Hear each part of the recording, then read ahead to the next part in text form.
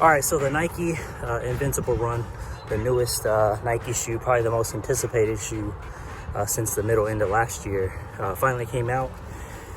And man, it has a ton of cushion. So I'm gonna give my first kind of initial thoughts of the way I feel like it kind of feels on foot, and just some things that I noticed about the shoe. So starting from the toes, moving our way back to the heel.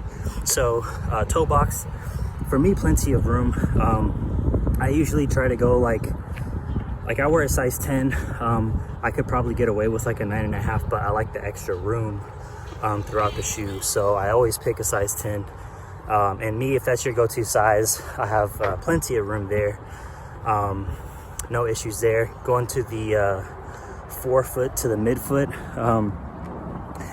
Again, tons of room there. Now, I don't like a huge, like a lockdown feel to the shoe. If that's something that you want, you can tighten it up pretty good to kind of get it there. But I feel like that's gonna be harder to do with this kind of laces and how big the shoe is. Like, it looks like a wide shoe, but the fit feels normal. But if you really wanted to lock this thing down, I think it might take some extra effort to kind of get it there.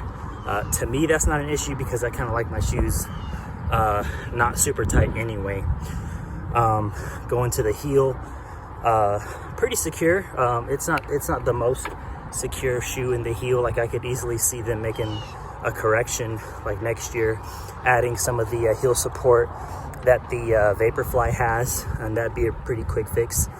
Another thing about the upper material that I really like is that it's like plush, it's like soft. It feels like comfortable. I guess that's just a good word for it. It just feels really comfortable when you put this shoe on. And I'm just talking about the upper right now. And it feels really awesome. One thing I absolutely love about the shoe is the shoe laces. The laces are super awesome. I was testing a shoe and had these same laces on it. I like them a lot. They look smooth, but they're actually pretty grippy for shoe laces. So I usually don't like to tie my shoes. What I do is like the first 3 times I wear them, I tie them. Like, I untie them when I take them off, and I tie them when I put them on. But after the 3rd or 4th time, I leave them tied and I just slide my foot in and out. That's just my preference because I like the knot to be really secure. And for me, I found that if I don't tie it a bunch of times, I can keep it tied longer by sliding my foot in and out. So that works for me. Now going to the foam, the ZoomX foam. Man, you're just bouncing around for days in this shoe. The feel of it is very similar to the Pegasus Turbo, the original Pegasus Turbo. That's what the feel kind of reminds you of, but like ×2. You get extra bounce on the run portion specifically. So if you really liked the feel of the original Turbo, you're gonna get that. And the bounce that you liked, this is like amplified even more. Because of all the ZoomX foam, it has a ton of ZoomX foam, and that's where all the bounce kind of comes from. So another thing that I kind of noticed initially is the rocker. So there's no carbon fiber plate in this shoe, but they kind of use what they call like their rocker, which it kind of feels like you're kind of falling off a cliff on your foot. It's kind of hard to explain, but that's the best way I can explain it, and most people try to explain it. It's like a cliff sensation when you get towards the middle of your feet.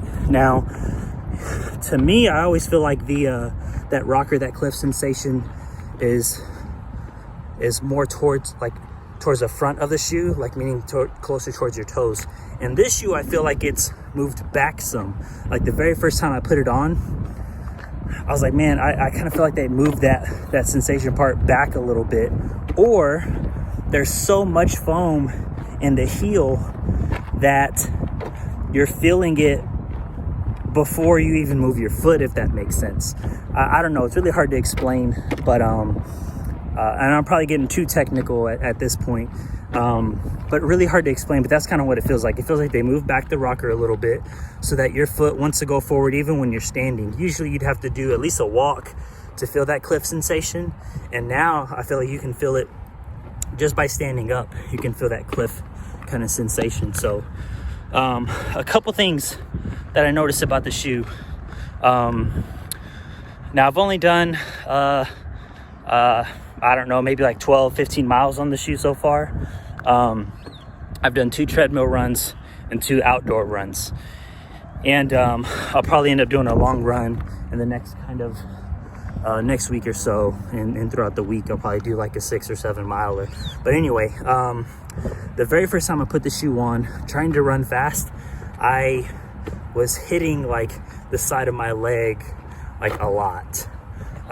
Well, okay, maybe not a lot, but a noticeable amount of times. Now, usually that happens to me when you're tired and your form is sloppy and you're trying to run fast, right? You might, like your heel, like let's say you have your left foot planted, and you're bringing your right foot forward, your heel might scrape the side of your left foot or something like that. That's what I mean by that. So I noticed that even right out of the gate, trying to run somewhat faster in this shoe, and I didn't feel like I was tired too much or at all, but I was hitting my leg quite a bit. So for me, it just kind of made me have to think a little bit more about my form while I'm running, what my foot's doing, because it happened like 3 or 4 times. I was like, okay, I was on the street, and the street kind of has a little grade, so I was like, maybe it was that. So on the treadmill, it happened like once, but it didn't happen as much, and as I was running faster. So if you're running on flat ground, you'll probably be okay. If you're running on a trail or something like that, like a paved trail path, then more than likely you'll probably be okay.